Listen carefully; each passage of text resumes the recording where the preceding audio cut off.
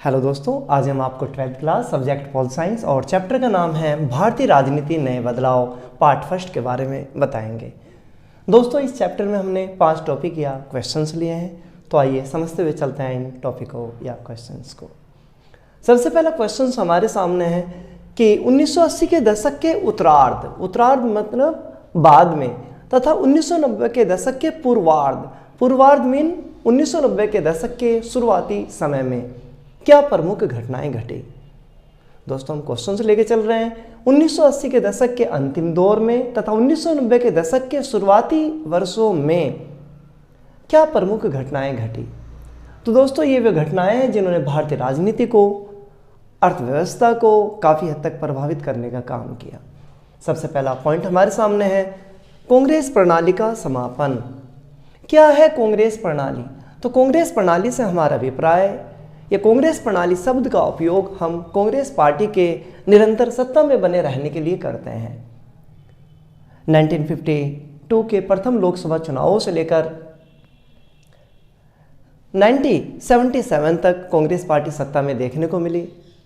इसी तरह 1980 में से लेकर 1989 तक कांग्रेस पार्टी का फिर प्रभुत्व बना रहा। लेकिन 1989 के लोकसभा चुनावों में कांग्रेस पार्टी को 197 सीटें मिली, तो इस स्थिति को ही कांग्रेस प्रणाली के समापन के नाम से पुकारा गया। 1989 में कांग्रेस प्रणाली का समापन हुआ। इसके साथ ही देश में गठबंधन सरकारों की स्थापना का मार्ग प्रशस्त हुआ। हम कह सकते हैं कि यहीं से देश में बहुदलीय व्यवस्था की शुरुआत हुई। पॉइंट नंबर 2, 1990 में मंडल आयोग की रिपोर्ट को लागू करना। मंडल आयोग वह आयोग जो ओबीसी वर्ग, अदर बैकवर्ड कास्ट के कल्याण के लिए, उनके उत्थान के लिए बना था। इस आयोग ने अपनी सिफारिशों में ओबीसी वर्ग को 27% सीट आरक्षित देने की बात कही थी। 1990 में वीपी सिंह सरकार द्वारा मंडल आयोग की रिपोर्ट को लागू किया, तो यह भी भारतीय राजनीति को बदलने वाला एक प्रमुख फैसला साबित हुआ। नेक्स्ट 1991, 21 मई 1991 को राजीव गांधी की तमिलनाडु के श्री पेरम्बदूर में लिट्टे आतंकी द्वारा हत्या कर दी गई। उनके हत्या का होना देश के लिए एक बहुत बड़ा आघात था, क्योंकि देश ने एक योग्य, सक्षम लीडर को खो दिया जो देश में सुधारों का जनक था, सुधारों को जिन्होंने उच्च रूप में लागू किए। नेक्स्ट 1991 में भारत द्वारा नई आर्थिक नीति को अपनाया गया, जिसके अंतर्गत एलपीजी, लिबरलाइजेशन, प्राइवेटलाइजेशन एंड ग्लोबलाइजेशन या उदारीकरण, निजीकरण और वैश्वीकरण की रणनीति को अपनाया। वह भारत जो अब तक एमएनसी कंपनियों से दूर था, एफडीआई, फॉरेन डायरेक्ट इन्वेस्टमेंट से दूर था, भारतीय अर्थव्यवस्था में पिछड़ापन बना हुआ था, सुस्ती का स्वरूप था। 1991 के नए आर्थिक सुधारों से भारतीय अर्थव्यवस्था में तेजी से उभार आता दिखाई दिया, और उसी का परिणाम था कि भारतीय अर्थव्यवस्था 2023 में भी तेजी से प्रगति कर रही है और विकास के पथ पर है। नेक्स्ट 1992 की एक नकारात्मक घटना 6 दिसंबर 1992 को बाबरी मस्जिद विध्वंस था। बाबरी मस्जिद का गिरना देश के धर्मनिरपेक्ष ढांचे के सामने एक बड़ी चुनौती थी कि किस तरह देश में सर्वधर्म समभाव का जो स्वरूप है, धर्मनिरपेक्षता का स्वरूप है, उसे पुनः कैसे बरकरार रखा जाए। नेक्स्ट 1992 की एक सकारात्मक घटना 73वां और 74वां संवैधानिक संशोधन था। 73वें संवैधानिक संशोधन के द्वारा ग्राम पंचायतों को संवैधानिक दर्जा दिया गया, तो 74वें के द्वारा स्थानीय क्षेत्र में नगर निगम, नगर पालिका, नगर पंचायत को संवैधानिक दर्जा प्रदान किया गया। तो दोस्तों, ये हमने पढ़ा 1980 के दशक के आखिरी दौर में और 1990 के दशक के शुरुआती दौर की कुछ प्रमुख घटनाएं, फैसले जो आज तक भारतीय राजनीति को प्रभावित कर रहे हैं, भारतीय अर्थव्यवस्था को प्रभावित कर रहे हैं, और कहीं ना कहीं लोगों को, आम जनता को भी उसने प्रभावित करने का काम किया है। नेक्स्ट क्वेश्चन से हमारे सामने मंडल आयोग। क्या है मंडल आयोग? देश में ओबीसी, अदर बैकवर्ड कास्ट, अन्य पिछड़ा वर्ग की तादाद शुरू से ही रही है। अन्य पिछड़ा वर्ग वह वर्ग है, ओबीसी वह वर्ग है जो शैक्षिक दृष्टि से, आर्थिक दृष्टि से अन्य लोगों की तुलना में पिछड़ा हुआ हो। इन लोगों के कल्याण के लिए जनता पार्टी सरकार द्वारा 1978 में बीपी मंडल की अध्यक्षता में मंडल आयोग को बनाया गया। 1980 में इस आयोग ने अपनी रिपोर्ट को दिया। इस रिपोर्ट में 2 मुख्य बिंदु थे। पॉइंट नंबर 1, शिक्षा तथा सरकारी नौकरियों में ओबीसी कम्युनिटी को 27% आरक्षण दिया जाए, जिससे इस वर्ग का पिछड़ापन खत्म और इसे भी अन्य लोगों के बराबर आने के मौके मिल सके। नेक्स्ट, भूमि सुधार किया जाए। कृषि क्षेत्र में भूमि सुधार को सही ढंग से लागू किया जाए, भूमि सुधार कानूनों को लागू किया जाए ताकि ओबीसी कम्युनिटी सही मायनों में आगे बढ़ सके। आगे चलकर वीपी सिंह सरकार द्वारा 1990 में मंडल आयोग की रिपोर्ट को लागू किया गया। इसके साथ ही देश भर में युवा वर्ग हमें रोडों पर आता दिखाई दिया। कुछ स्थानों पर हिंसक घटनाएं भी घटी। आखिरकार सुप्रीम कोर्ट में मामले को पहुंचाया गया। इंदिरा साहनी केस के नाम से फैसला प्रसिद्ध हुआ, जिसमें सुप्रीम कोर्ट ने ओबीसी कम्युनिटी को 27% रिजर्वेशन का सरकार का फैसला उचित ठहराया। नेक्स्ट क्वेश्चन है दलित राजनीति, बहुजन राजनीति। दलित वर्ग वह वर्ग जो अन्य वर्गों की तुलना में कहीं अधिक पिछड़ा हुआ है, जिसमें हम एससी कम्युनिटी को शामिल करते हैं। स्पेशली एससी वर्ग के कल्याण के लिए, बहुजन वर्ग के कल्याण के लिए शुरू से ही प्रयास होते रहे। 1972 में दलित पैंथर्स का निर्माण किया। महाराष्ट्र में युवा वर्ग द्वारा इसका निर्माण किया गया। इसी तरह 1978 में BAMCEF, backward and minority classes employees federation, BAMCEF संगठन बना। इस संगठन ने अपनी क्षमताओं से कहीं अधिक संगठनों से आगे निकलकर जन कल्याण के प्रयास किए और निम्न वर्ग को आगे बढ़ाने की कोशिशें की। 1984 में कांसीराम द्वारा बीएसपी, बहुजन समाज पार्टी को बनाया गया ताकि समाज के दलित वर्ग को, निम्न वर्ग को गति दी जाए। नेक्स्ट क्वेश्चन से दोस्तों हमारे सामने गठबंधन सरकार। क्या है गठबंधन सरकार? जब 2 या 2 से अधिक दलों द्वारा मिलकर सरकार बनाई जाए तो ऐसी सरकार को ही हम गठबंधन सरकार के नाम से जानते हैं। बात आती है गठबंधन सरकार के पीछे क्या कारण है। तो गठबंधन सरकार का उदय कब होता है? जब हम एक देश विशेष में क्षेत्रीय दलों का उदय देखें। क्षेत्रीय दलों का जब उदय हुआ तो ऐसी स्थिति में राष्ट्रीय स्तर के दलों को बहुमत नहीं मिल पाता, तो गठबंधन सरकार का ही निर्माण होता है। मतदान में गिरावट, जनता में उदासीनता का बढ़ना।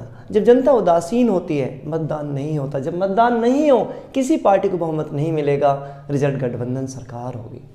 नेक्स्ट, राष्ट्रीय स्तर के दलों को पूरा बहुमत न मिलना। नेक्स्ट, धर्म और जाति के नाम पर राजनीति का होना, या धर्म और जाति के नाम पर जब राजनीतिक दल उभर कर सामने आते हैं तो लोग विकास जैसे मुद्दों को छोड़कर धर्म और जाति के नाम पर वोटिंग करते हैं, तो उसका परिणाम भी गठबंधन सरकार के रूप में ही हमें देखने को मिलता है।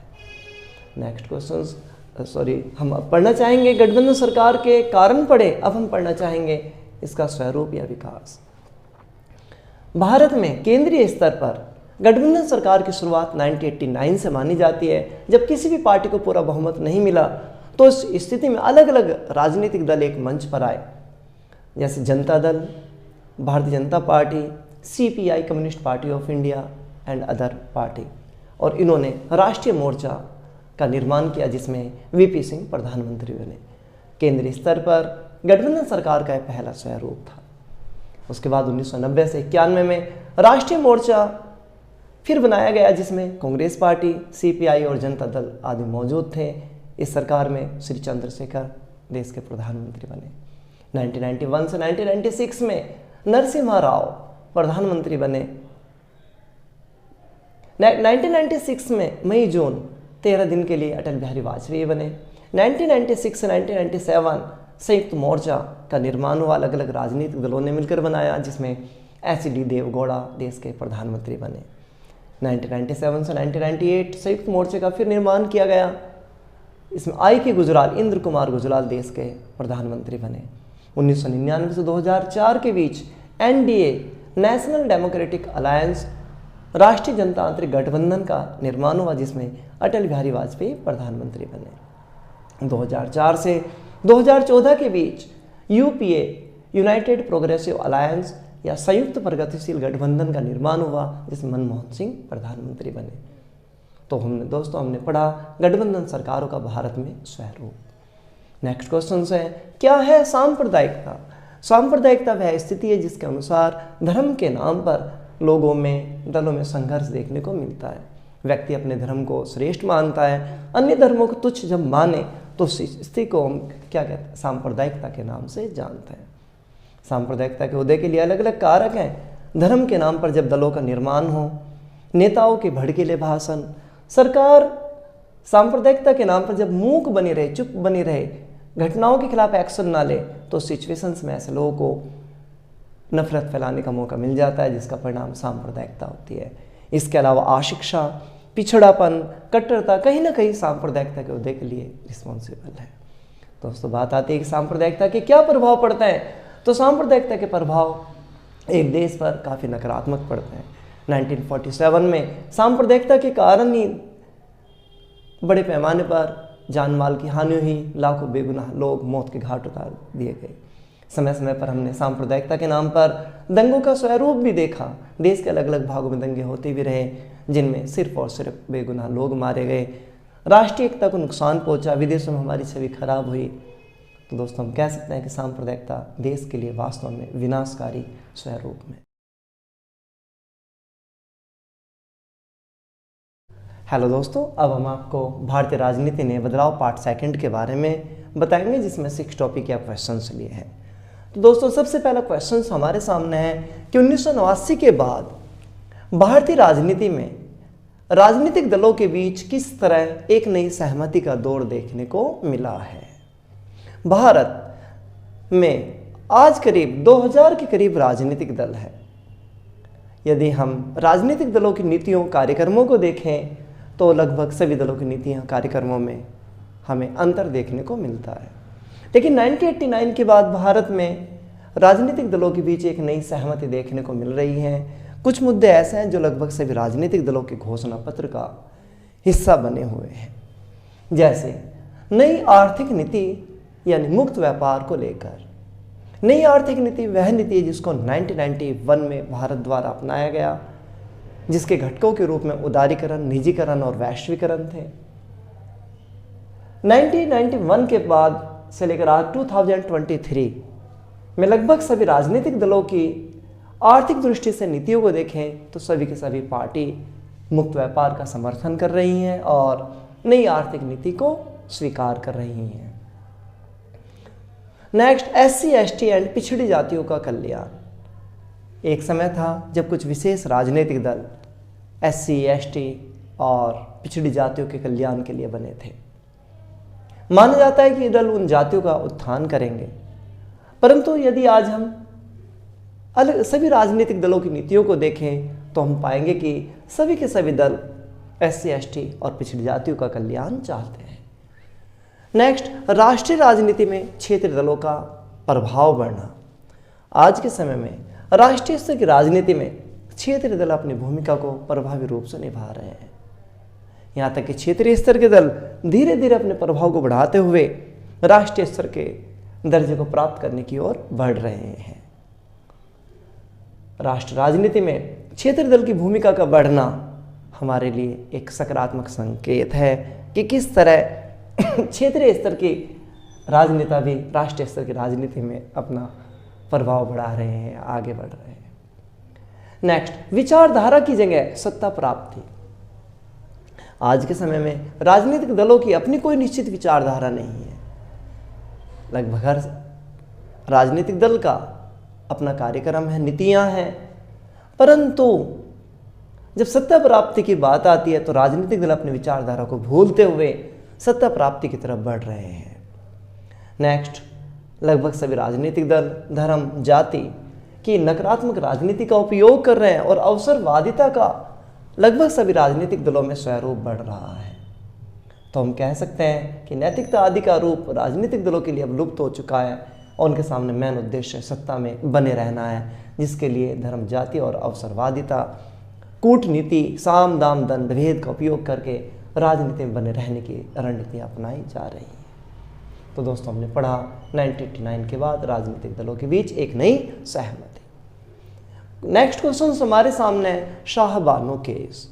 क्या है शाहबानो केस? एक तलाकशुदा महिला शाहबानो द्वारा सुप्रीम कोर्ट में गुजारा भत्ते के लिए अपील की गई। सुप्रीम कोर्ट द्वारा शाहबानो को गुजारा भत्ता देने का आदेश दिया गया। जिसका मुस्लिम वर्ग ने विरोध किया और मुस्लिम पर्सनल लॉ में सुप्रीम कोर्ट के दखल का विरोध किया। इस सिचुएशंस में केंद्र सरकार द्वारा मुस्लिम महिला अधिनियम 1986 को पास किया और सरकार के फैसले को रद्द कर दिया। इस फैसले के पक्ष और विपक्ष दोनों में ही रूप मौजूद हैं। शाहबानो केस के समर्थकों का मानना है कि यह सुप्रीम कोर्ट का यह आदेश मुस्लिम महिलाओं को भी आगे बढ़ने का अवसर देता है, जबकि मुस्लिम कम्युनिटी का मानना है कि सुप्रीम कोर्ट का यह आदेश उनके धार्मिक मामलों में दखल है कि मुस्लिम कम्युनिटी में पहले से ही महिला वर्ग को अधिकार प्राप्त है।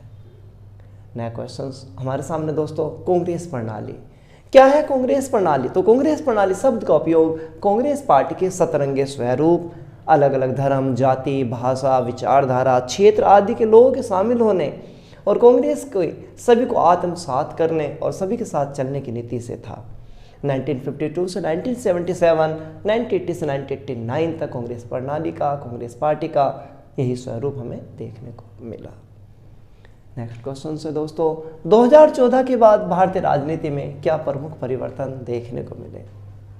2014 के बाद भारतीय राजनीति के स्वरूप को यदि हम देखें तो हमें पता चलेगा कि 2014 के बाद भारतीय राजनीति काफ़ी हद तक परिवर्तित हो चुकी है।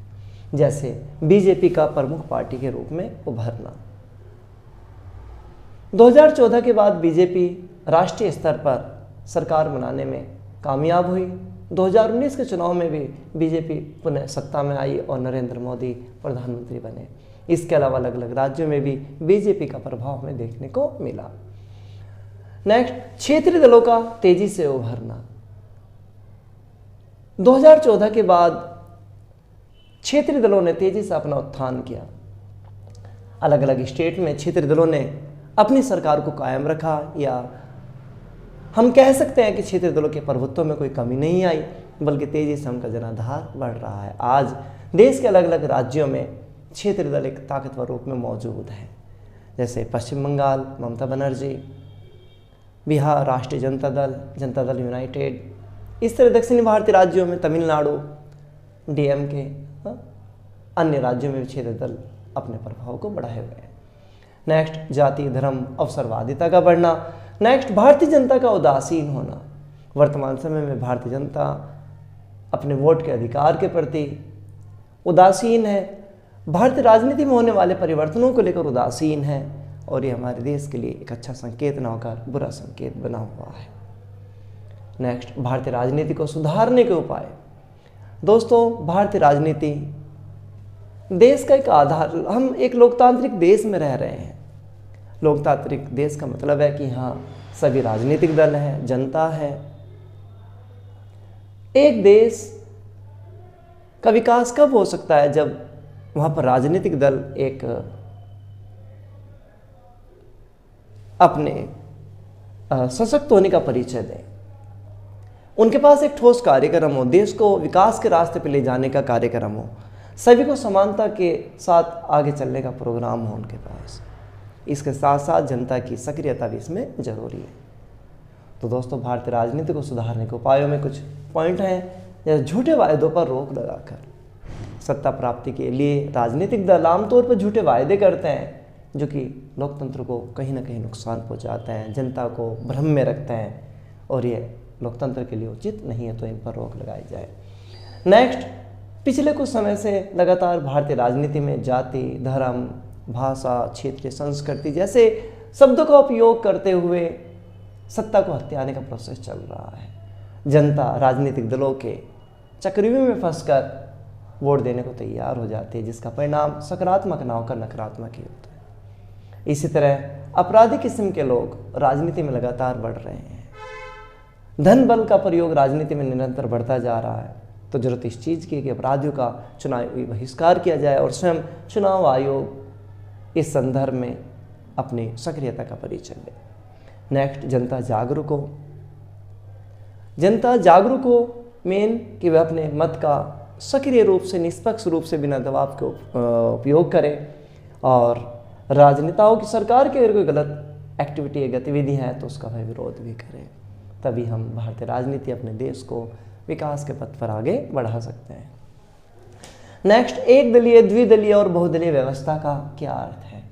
तो एक दलीय व्यवस्था से हमारा अभिप्राय एक दल के स्वरूप से है। चाइना, क्यूबा जैसे देशों में एक दलीय व्यवस्था ही मौजूद है। द्विदलीय व्यवस्था जिसके अनुसार एक देश में 2 राजनीतिक दल होते हैं, America Republican party and democratic party, Britain labour party, conservative party. दुनिया के अन्य देशों में भी द्विदलीय पार्टी का ही स्वरूप। नेक्स्ट, बहुदलीय व्यवस्था जिसके अनुसार एक देश में 1 या 2 दल ना होकर अनेक राजनीतिक दल होते हैं, जैसे भारत बहुदलीय व्यवस्था के एक अच्छा उदाहरण है। तो दोस्तों बात ये आती है कि कौन सा पद्धति ज़्यादा बेहतर है? तो बात आती है लोकतंत्र, जनता का, जनता द्वारा जनता के लिए शासन, सभी को राजनीति में आगे बढ़ने का अवसर मिले, सभी की सक्रिय भागीदारी हो। तो उस मायने में अगर हम देखें, लोकतंत्र को मजबूत बनाने का सबसे बेहतर रास्ता बहुदलीय व्यवस्था ही है। शर्त यही है कि सभी राजनीतिक दल अपने रोल को सक्रिय और निष्पक्ष ढंग से निभाए, भूमिका को निभाए।